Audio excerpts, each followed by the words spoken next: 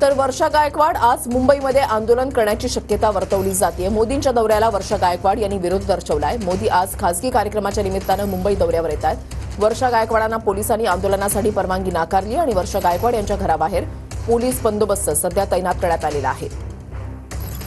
मुंबई काँग्रेसच्या वतीने आज आम्ही देशाचे पंतप्रधान जे मुंबईच्या बांद्रा कुर्ला कॉम्प्लेक्समध्ये येणार आहेत त्यांना आव्हान केलं होतं की आपण जाहीर महाराष्ट्राच्या जनतेची माफी मागावी, कारण महाराष्ट्राचं आराध्य दैवत असलेलं, महाराष्ट्राची अस्मिता असलेलं छत्रपती शिवाजी महाराज यांचं जे मालवण जिल्ह्यातील राजकोट किल्ल्यावरती असलेल्या पुतळ्याची विटंबना जी त्या तऱ्हेने झाली, 8 महिन्यापूर्वी देशाच्या पंतप्रधानांच्या हस्तेच या ज्या आहे त्या पुतळ्याचं उद्घाटन झालं होतं आणि या अनावरणानंतर अवघ्या 8 महिन्यात हा पुतळा जो आहे तो कोसळला।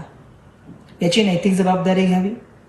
खरं सांगायचं झालं तर उपमुख्यमंत्री महोदयांना सुद्धा माझा प्रश्न आहे की जो त्या प्रकरणातील गुन्हेगार आहे तो मोकाट सुटलेला आहे, तो पसार झालेला आहे, परंतु आज आम्ही बघतोय की या संदर्भामध्ये आम्ही आवाज उचलण्याचं काम करतोय।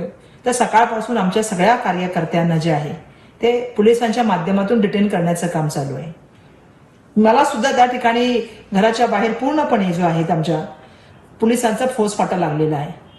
माझं सांगणं आहे आपल्या सगळ्यांना, ज्यांनी ही घटना करण्यासाठी जे मूर्ती बनकार आहेत ते पसार कसे होऊ शकतात आणि ते मोकाट असतात।